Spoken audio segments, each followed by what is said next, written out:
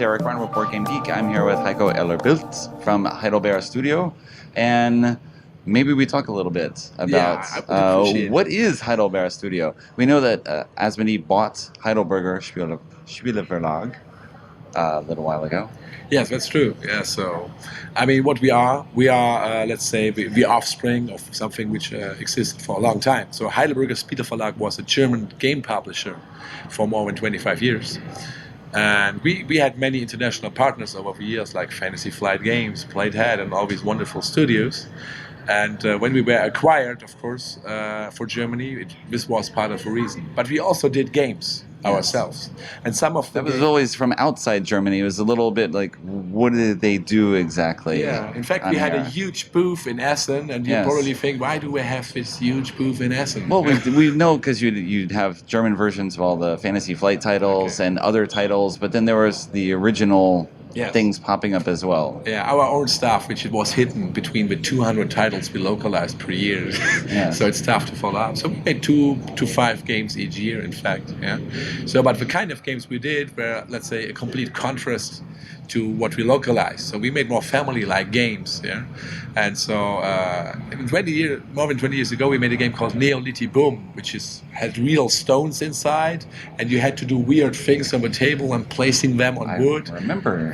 That was the first game we ever did, and was the first we ever did successfully, I would say. Yeah. And this was like really what kind of games we did. And most of the games we just did for Germany. We took a lot of time to realize that we could do games for other countries too, but we were not good at that, so we let Fantasy Flight do it. Okay. So in the end, we invented games like Planet Steam, or Architect, which was also done by FFG, and we made a game called Bloodbound. Bloodbound, Justice League dice games. Yeah, Justice League dice game was not licensed, but these are titles connected to us, but in a way, of course, like not visible as Heidelberger titles. Yes. And so, after they purchased us, we said, okay, if you want to do games, you need to have a studio. So because Heidelberger and Asmodee now distributing all these cool games from all the partners from all over the world, but making games is something completely different for Asmodee. So we said we have to make a studio, and that's why we rebranded things. But if you make something in Asmodee, you don't make it just for one market, you make it for many markets. Right. So now we have a struggle to tell you, hey guys, we are there since 20 years, even if you may not realize it. Okay. So do you have a particular market or type of game that you plan to release? Well, I was asked by the Asmodee people what kind of games you want to do, and I said, I want to make games between King of Tokyo and Robo Rally, and if I'm half successful, I'm fine. Okay. That was my approach. Yeah.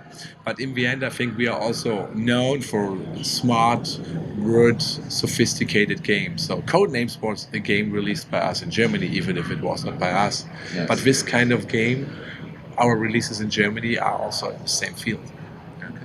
So this would be us, I think. Okay. How many titles do you expect to release annually? Well, that's a good thing. Yeah. So when you open a studio, you are just enthusiastic and say, "Oh my God, all these great ideas I had in the last year and I had no time. Now I can focus on that and just publish." And then that does not work that way, though. That's the hard reality kicking in and saying, "Well, that's a nice idea, but it doesn't work out like this." Right. Especially because, again, with Asmodee, you're trying to localize in other countries and figure out which divisions want. Oh yeah. So we pitch things, and let's say I always like feedback is important. And we had many international partners, and we know what they think. But it's so funny. Like we have a game named Tags, which is playing with letters and words and categories. And in this game, let's say this game is simply not working for China because we have a completely different alphabet which doesn't work at all. Yes. So every game and every market has different approaches. And if you say, I want to make a game for everyone, it will never work out. But we learn a lot with that. So we take more time. So I think if I have two normal games each year and maybe 1 or 2 smaller games each year, I will be fine. And when I have momentum, I can go all out. Okay. Maybe. So we have a separate overview of Tags. Maybe we can link it in the video. I don't know if you want to talk about anything else coming.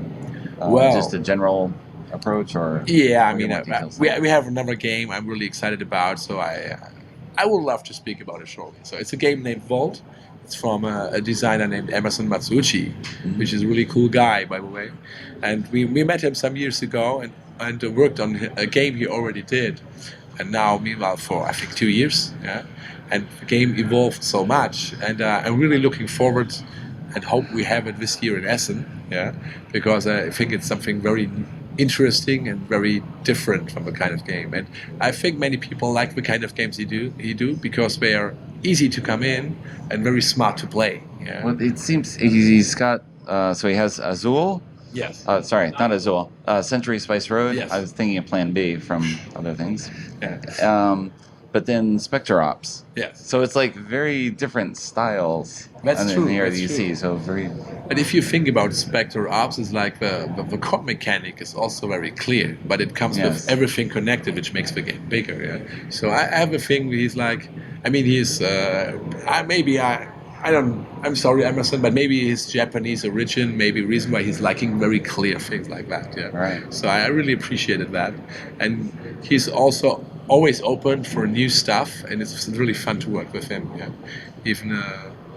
Well, it takes a long time, yeah. So because we were acquired, we brought the project to Right. later in time. Yeah. Okay. I mean, it's not unusual though with projects that it'll be Yeah, several delayed years in projects, development, I mean, and if, I don't know who else does that. yeah. Yes, that would be everybody, I think. Yeah, I think so. That's- Maybe some people just are more careful in what they announce. Yeah, but Right. I'm trying to make it right inside the Asmani group.